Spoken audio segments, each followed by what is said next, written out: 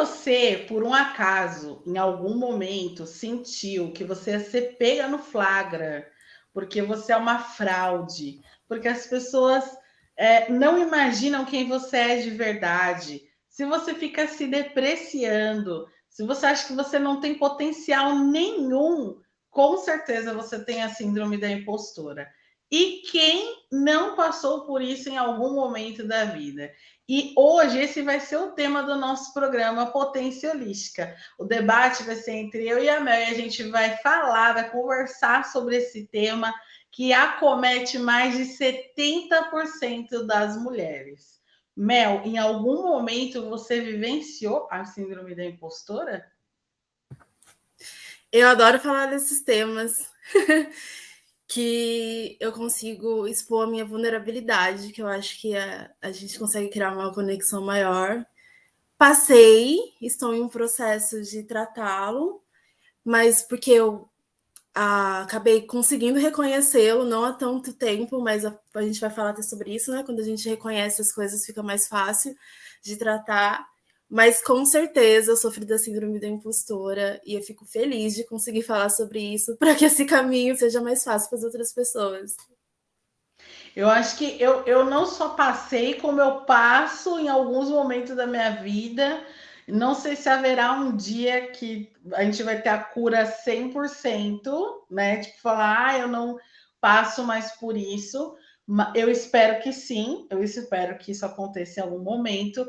Mas eu vou falar assim que até pela própria questão profissional para mim, como terapeuta, foi difícil entender a minha identidade e traçar ali o meu caminho, né? Então, tipo, quando eu comecei, eu usava tipo um nome artístico para poder me destacar ali e eu seguia muito a maré, né? Então, tipo assim, nesse momento as pessoas estão consumindo X coisa, então, tipo, eu vou focar minha atenção em X coisa. Agora o pessoal está consumindo X tipo de conteúdo, então eu vou focar minha atenção nesse tipo de X de conteúdo. Eu acho que isso no meu processo me dificultou muito entender no que de fato eu era boa para falar, para trabalhar, para estudar, para expor. E isso dificultou muito esse caminho no começo. Então, é bem recente a questão de eu ter entendido a minha persona profissional, de como trabalhar ela, né? E como entender assim que de fato ela vem de encontro à minha essência, assim, né? Então, a síndrome da impostora, ela permeia por tantas camadas que às vezes ela está nas camadas mais sutis, né? Em que a gente, tipo, acho que tá bem sutil ali o negócio e você fala, não, será que é? E, tipo, sim, é, porque se em algum momento você está se boicotando, se auto-sabotando, você pode acreditar que sim, que as coisas realmente ali estão permeando para essa síndrome da impostora. E você lembra de algum episódio que você tenha passado que isso tenha ficado bem claro para você? Eu lembro um livro, mas assim, eu quero falar um que eu acho que é muito importante, que é da minha vida profissional também, porque a síndrome da impostora ela está muito relacionada com a nossa identidade e com as nossas referências, né? Então, quando eu decidi iniciar como terapeuta, eu também tinha um ideal assim na minha cabeça de que era aquele padrão, né, que a gente vê mais assim, tem mais acesso, e que se eu não me encaixasse naquilo, eu estava sendo uma impostora, assim, eu não me encaixava aquilo, estava forçando tudo mais. Mesmo reconhecendo em mim as minhas qualidades, eu me sentia perdida. E hoje eu vejo assim, nossa, eu trabalho com a questão da identidade, que caminho que eu fiz para chegar até entender isso, e mesmo assim a síndrome continua presente. Então, acho que é um processo que ele vai sempre estar ali e cabe a gente reconhecer ele, reconhecer que ele está ali, né? Não fingir que não está acontecendo e tudo mais.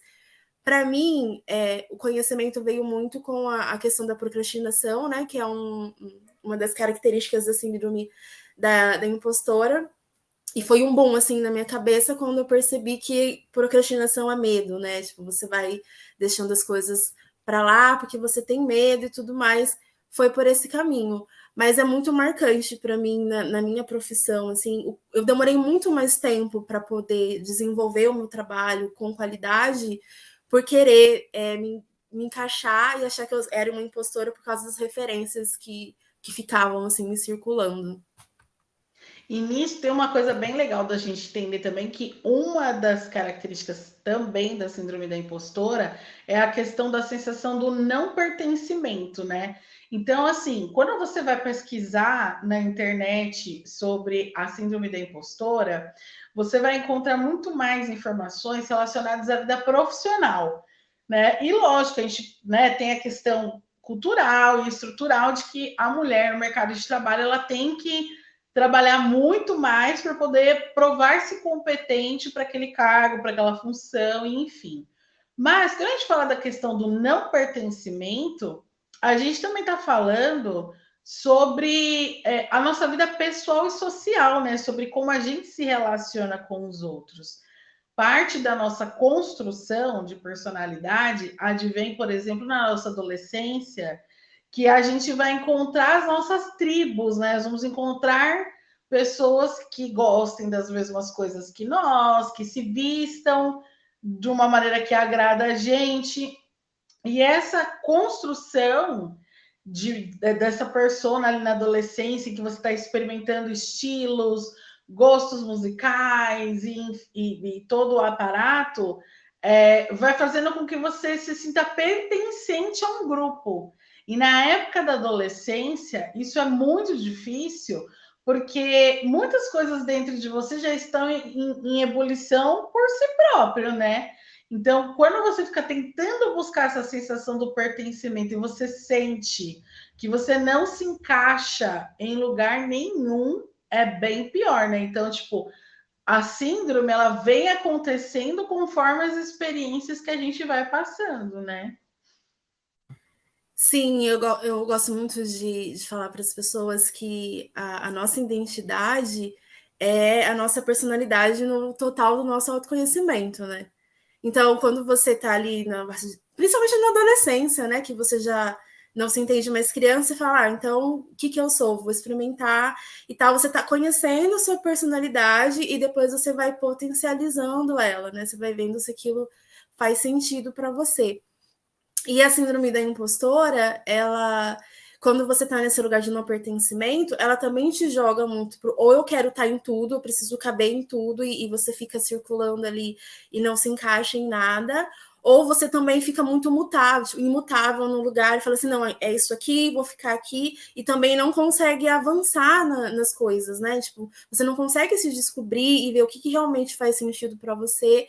Porque sempre que a gente faz as coisas que não têm sentido pra gente, ou não estão alinhadas realmente com a nossa identidade, o que a gente quer fazer, a gente acaba se sabotando, né? E a sabotagem, ela é o nível 1 ali da síndrome da impostora. Você acaba sabotando as coisas e nem percebe que você tá fazendo, né?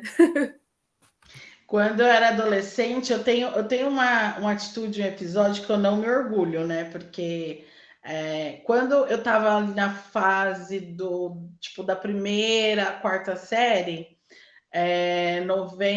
entre 97, 2000 e pouquinho, assim, começo dos 2000. A época da El-Chan. E aí eu sofria muito bullying na escola, né? Tipo, muito bullying. Primeiro porque eu tinha um couro cabeludo muito sensível, então para pentear o cabelo era uma dor tremenda, assim, tipo, era complicado, era um procedimento totalmente, né, assim, traumático e doloroso. Então, eu acabava que meu pai achava mais fácil manter o cabelo curto, tipo, era um cabelo mais fácil de cuidar, né? Meu pai, para quem não sabe, era um homem branco, porque eu sou adotada. E aí, quando eu ia para a escola, eu ouvia aquela coisa assim do tipo, você tá no lugar na fila errada, você tinha que estar aqui na fila dos meninos, e cabelo de bombril, e isso, e aquilo, nananana. Era uma encheção de saco. E lógico que isso afeta a nossa autoestima, isso afeta a nossa autopercepção, que também é uma coisa que lá na frente, na síndrome da impostora, só se fortalece com as experiências. E aí, quando eu estava no, tipo, quinta, da quinta até a oitava série, foram anos mais gloriosos, vamos dizer assim. Foram anos em que eu já não sofria tanto bullying, mas para que houvesse essa sensação do pertencimento, eu precisava fazer bullying com outras pessoas para me encaixar num determinado grupo e não ser rejeitada, né? E não vivenciar aquele sentimento de dor, de rejeição, de abandono e de exclusão. Me orgulho? Claro que não, né? Hoje, adulta, né? Passei por terapia, estudo autoconhecimento e tudo mais. É lógico que eu não me orgulho, mas eu entendo essa repetição desse comportamento para não ter essa sensação de dor, né? Para não ficar com aquela sensação de dor, de rejeição. Mas o reconhecimento é tudo, né? A gente lida também com as armas que tem, com o conhecimento que tem ali na hora. Eu herdei de uma outra maneira, assim, sofri muito bullying também na escola. A gente sabe que os adolescentes, as crianças podem ser muito cruéis.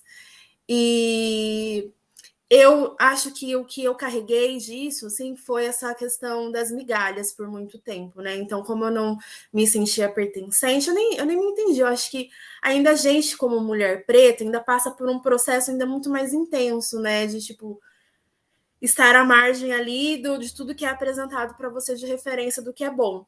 Então, eu desenvolvi essa questão, mas eu não conseguia agredir os outros, mas eu ficava aceitando migalhas e achando que aquilo ali era fantástico, né? Nunca me posicionando à altura do que eu queria para mim, ou do meu conhecimento, ou tudo mais, sempre tentando acessos, mesmo que esses acessos sejam à margem, né? Eu nunca estava no centro. Mas a margem ali já me parecia suficiente, e mesmo assim eu ainda achava que eu preciso segurar muita onda, porque senão a qualquer momento eu vou sair desse lugar. E a gente até conversou ontem sobre isso, né? Tipo, de a gente achar que a qualquer momento vai ser pega de surpresa, que é uma fraude e tal. Alguém vai descobrir alguma coisa que só existe na narrativa da nossa cabeça. E eu não sei se para você também foi assim, essa consequência da adolescência teve esse traço para você, mas para mim pegou tipo, muito forte. Eu acho que deu uma facilitada no meu processo na adolescência foi essa época, porque essa época da quinta à oitava foi uma época que eu consegui estar um pouco mais ativa. Por estar pertencente àquele grupo, abriu caminhos, né? Tipo, abriu certos destaques, como ser representante de sala, na época a gente tinha rádio na escola. Quem desenvolveu o projeto para ter a rádio no período da tarde, porque a rádio funcionava de manhã, mas ela não funcionava à tarde. Quem desenvolveu o projeto para ativar a rádio à tarde, e inclusive eu fui locutora da rádio na época da escola, estava muito à frente não sei se ainda tem hoje, mas era uma gincana São Paulo, uma coisa assim, né? Agita São Paulo, que era um projeto que tinha nas escolas, que promovia gincanas, brincadeiras, tal, as apresentações. E aí foi uma época que eu estive muito à frente disso, e aí eu consegui entender a minha autonomia, meu poder e minha força com relação à autonomia. É que eu falei, foi às custas de dor e sofrimento, porque era a única maneira, que eles falaram, a única maneira de sobreviver, né? As ferramentas que a gente tem de sobrevivência. Agora, o ensino médio, cara, se eu pudesse, tipo, apagar e deletar o ensino médio, eu teria deletado o ensino médio, porque a turma da minha sala, até a oitava, a gente começou a estudar junto da quarta. Então, era aquela turma recorrente que a gente estava acompanhando um crescimento dos outros, a gente tinha amizades e intimidades, né? A maior parte da sala. Quando eu fui para o ensino médio, a minha turma foi toda para a noite e eu fui uma das poucas que fiquei de manhã. E dos que foram para de manhã, a gente foi separados em outras turmas, a gente foi separado em outras salas. E aí voltou-se tudo aquilo novamente de você ser excluída, preterida, de você já não conseguir ter espaço e tudo mais. Então, tipo assim, esses 3 últimos anos da escola, para mim, eles foram assim, tipo, se eu pudesse ter apagado, eu teria apagado e teria ficado só com a parte boa. E peço humildemente perdão a todas as pessoas que, de alguma maneira, direta ou indiretamente, eu tenha magoado e tenha chateado e tenha, de repente, causado um trauma na pessoa durante esse processo que eu também vivenciava, né? Sim.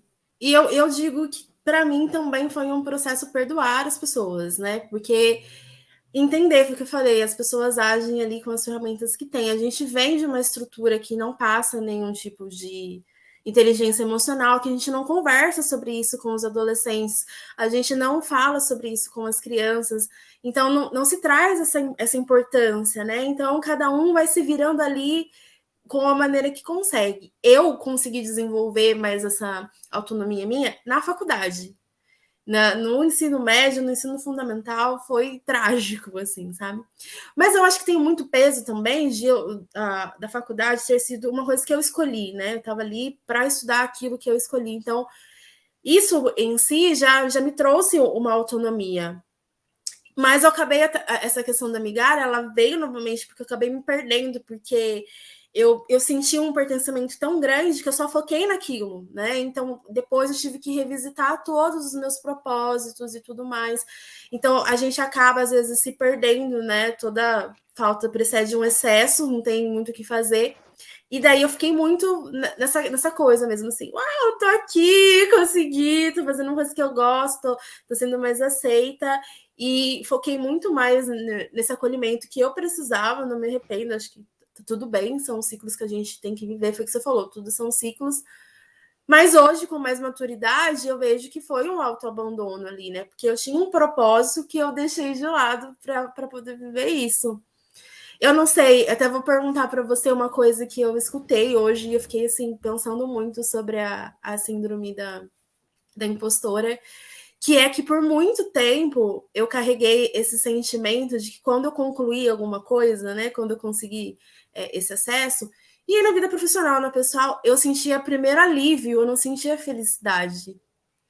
E daí eu achei que assim, isso foi incrível, porque é pra gente ficar feliz, né? Tipo, deveria ser natural. Nossa, conquistei alguma coisa, fiz o que eu me propus a fazer e tudo mais. Então, o primeiro sentimento tinha que ser, uau, né? Tipo, eu sou incrível. Mas não, veio um alívio, tipo, eu tava me pressionando o tempo todo, eu tava com dúvidas de mim o tempo todo, e agora eu começo a prestar mais atenção, tipo, por que eu tô sentindo aliviada? Por que eu não tô comemorando, né? O que essa impostora tá falando para mim?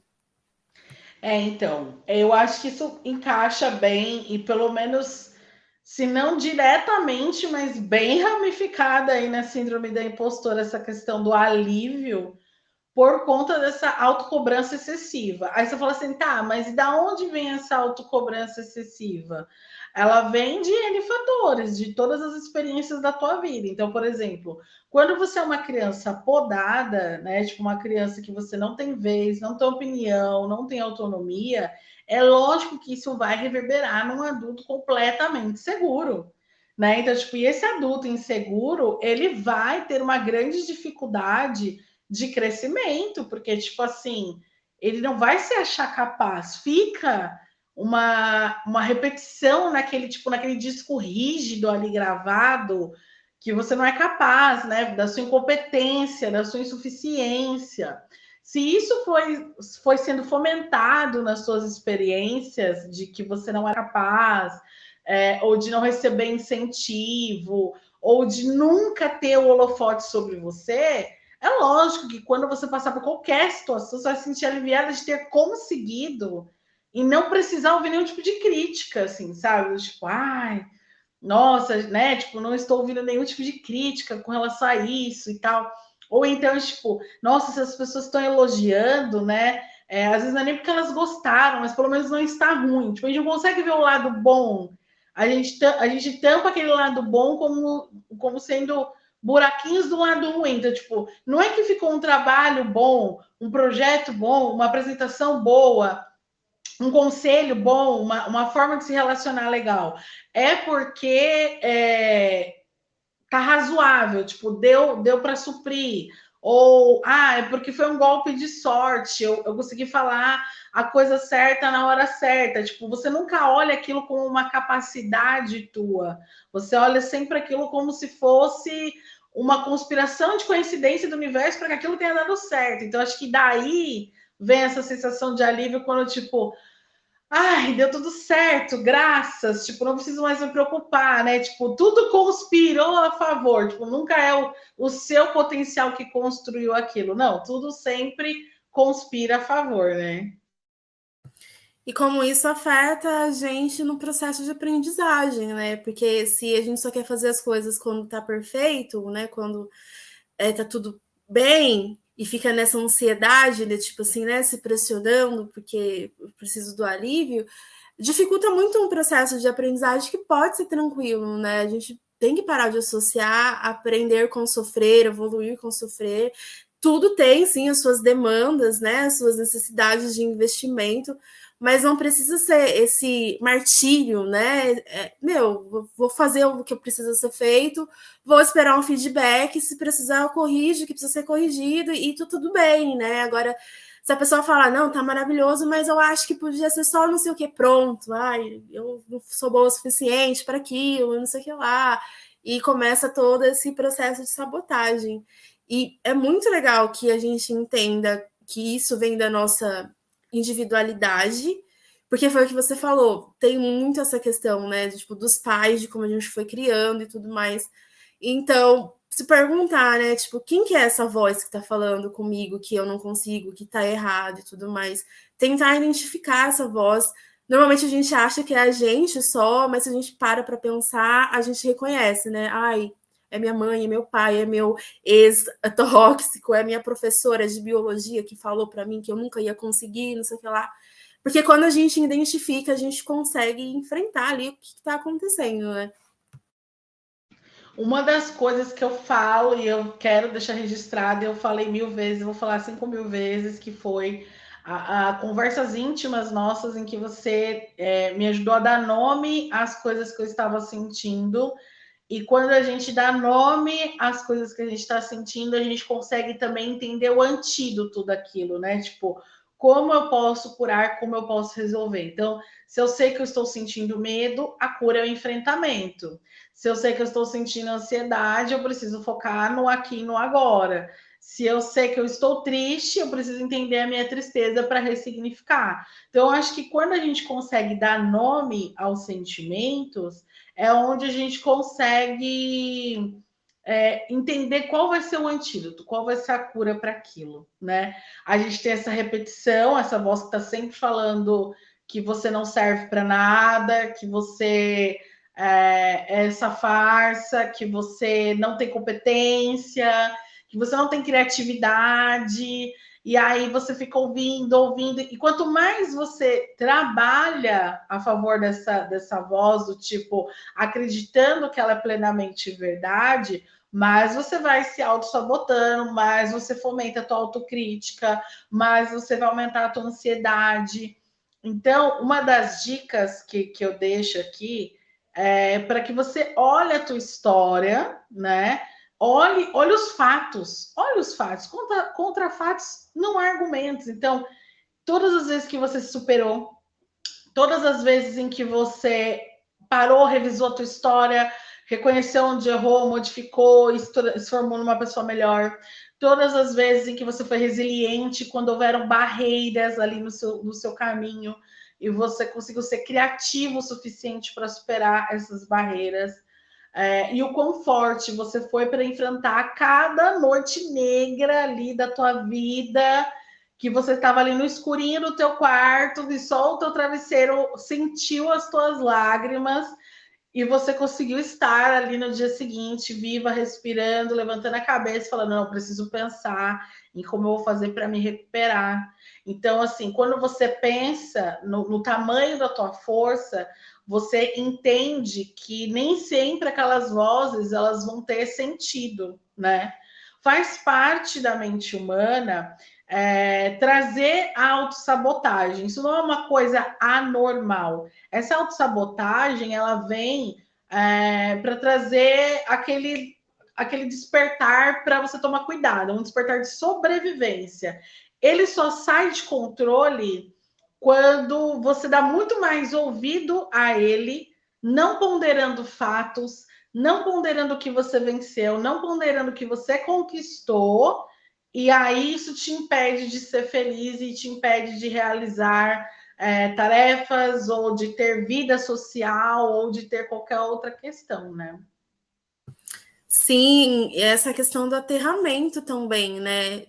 Tudo bem, eu tenho uma ideia sobre mim, eu tenho uma ideia sobre como as coisas são, mas por isso que eu falei, vamos perguntar para as outras pessoas realmente, né? Vamos analisar o nosso trabalho tecnicamente, igual você falou, para ver se tá tão, né, distoante do que você também considera ali bom. E eu acho que é isso, principalmente entender que sempre vai ser um aprendizado e sempre vai ter ciclos. E não precisa se perder nesses movimentos que acontecem, né? A tendência é a gente deveria ser a gente evoluir e melhorar sempre, então sempre vai acontecer isso.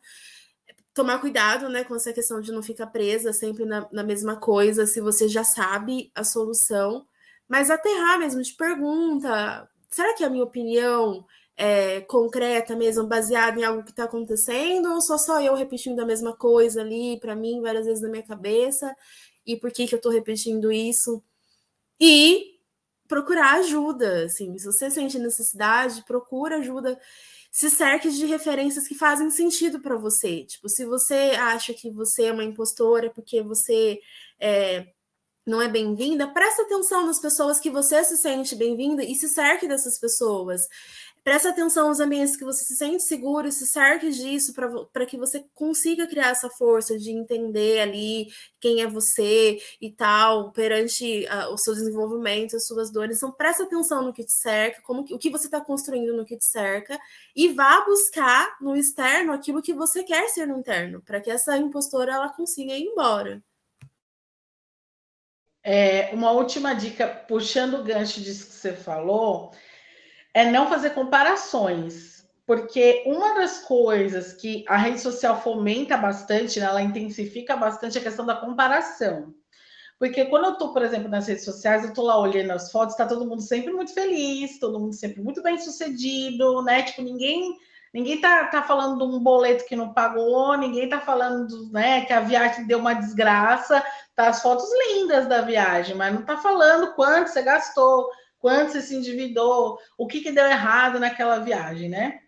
Então, a comparação, ela só seria justa num patamar em que duas pessoas vivessem as mesmas experiências, as duas pessoas tivessem os mesmos tipos de vida, as duas pessoas tivessem os mesmos tipos de oportunidade, e isso não existe, porque teria que ser um clone seu vivenciando as mesmas coisas 24 horas por dia, e ainda corre o risco do teu clone pensar diferente de você, né? Então, tipo, até as sensações das experiências seriam diferentes. Se eu não tenho esse comparativo, né, de igualdade nas coisas, eu não tenho como me comparar aos outros, porque é injusto comigo e é injusto com as outras pessoas. Vão existir pessoas que sim, que têm sorte na vida, que veio com a vida ganha, que nasceu de pai rico e nasceu numa estrutura do fenotipo europeu, e aí isso abriu uma porrada de caminhos que para mim, Bia, não foram abertos, porque eu sou preta, eu sou gorda, eu sou toda tatuada, cheia de piercing, pansexual, não tenho pai rico, né, não tive todas essas portas abertas. Então, fazer esse tipo de comparativo é injusto com você, entendeu? Vai estar alimentando uma coisa que você nunca vai conseguir chegar naquele patamar, pelo menos não por esses caminhos, né? Por esses caminhos que você está fazendo ali a comparação. E aí você vai estar sempre em sofrimento, porque você vai estar sempre com um saldo negativo. Do tipo assim, eu já estou perdendo nisso. E aí, meu amor, até você chegar num saldo positivo ali, você não chega. Você não chega porque você não tem a mesma vida que aquela pessoa, nem as mesmas condições, nem as mesmas experiências, e nem sente da maneira que aquela pessoa sente. Agora, quando você reconhece o teu valor, o teu potencial e as tuas habilidades, essas sim vão abrir caminho para você. Essas vão fazer com que você alcance aquilo que você vai precisar alcançar para que você chegue no patamar que você entenda que você está sendo feliz ali, né? Exatamente. E eu vou finalizar falando o que eu falei no início. Eu adoro falar sobre os assuntos que eu posso ser vulnerável. Porque é isso. Eu queria muito passar essa mensagem de que, gente, tá tudo bem. Você ser vulnerável não te faz uma profissional, uma pessoa no relacionamento. Você viver as coisas, às vezes, nos ciclos da sua vida, não te incapacita de fazer o que é necessário, né? Eu vejo que muita gente, principalmente nessas questões de terapia, eu gosto muito de ser vulnerável, para que a pessoa entenda que eu também passei por aquilo para conseguir criar uma conexão. Então, mas se você passa da síndrome da impostora, como que você vai me ajudar? É assim que eu vou te ajudar mesmo, né? Porque eu também estou em desenvolvimento e isso não me incapacita de ajudar. Então, qualquer momento que você esteja na sua vida, que você esteja reconhecendo essa questão da síndrome da impostora, não se paralise por causa disso. Não deixe de tentar, não deixe de tentar se movimentar em direção àquilo que faz sentido para você, que você quer, porque é assim que você vai se reconhecer, você vai identificar que aquela voz que fala na sua cabeça ou aquela procrastinação, aquilo não faz sentido mais para você e vai conseguir evoluir, vai conseguir chegar, pelo menos mais perto ali de uma paz interior, porque a gente falou assim, vai estar sempre em um movimento, mas quando a gente identifica, fica mais fácil. Com certeza. E se você, por um acaso, que está nos assistindo, se identifica com esses temas que abrangem o universo feminino, eu vou fazer um convite para que sigam os nossos perfis no Instagram e acompanhem os conteúdos que a gente coloca lá, que são conteúdos que podem complementar essa discussão e esse debate e trazer para vocês muito mais clarezas e entendimentos. O autoconhecimento é fundamental. O autoconhecimento é a chave do teu poder e da tua vitória. Então, se você ainda não segue no Instagram, @Bia com H Antônio, que vai estar aparecendo aqui na tela, e siga lá a Mel também. Mel, fala aí teu Instagram, faz aí teu jabá. É isso, gente. Se você reconhecer qualquer ponto que a gente falou aqui, ou se você quer trabalhar qualquer tipo de autoconhecimento para você ver se não está ali nas sombras, porque às vezes fica escondido, foi o que a gente falou, a gente demora um pouco de tempo, mas vamos facilitar esse processo para a nossa evolução. Vai lá no meu Instagram, vai aparecer aqui também, @mel.kimani, com KI. E acompanhe o nosso trabalho. Se vocês quiserem mandar mensagem, a gente adora responder mensagem, né, Bia? Quiser mandar assunto pra gente que vocês querem que a gente fale. Às vezes a gente convida vocês para participar, manda lá. Eu sou especializada em identidade, então ó, o tema tá aqui, ó, perfeito para isso. Segue a gente. E assiste os outros programas que já estão no ar, né, Bia? Que já tem os programas aí rolando. Por favor, se você está curtindo esse programa, curta ele, compartilha com seus amigos, com as suas amigas, levanta esse debate aí, deixa rolar a madrugada toda, deixa a gente dar a introdução e vocês continuam a madrugada toda aí conversando. Se inscreve no canal da TV Abrat, ativa lá o sininho para você estar sempre recebendo a notificação dos vídeos novos que saem todos os dias, todo dia tem programa novo. E eu espero que vocês possam ter curtido esse princípio de debate aqui, porque o que a gente falou, né, Mel, foi o quê? 1% do assunto, né? A gotinha do oceano. Luciano. Então, se você está curtindo, deixa lá nos comentários. Se você tiver dúvidas, escreve lá nos comentários do vídeo para a gente, que a gente responde, vocês esclarecem as dúvidas. Meu pilar é felicidade feminina, onde eu trabalho através de autoconhecimento, autoestima e relações saudáveis.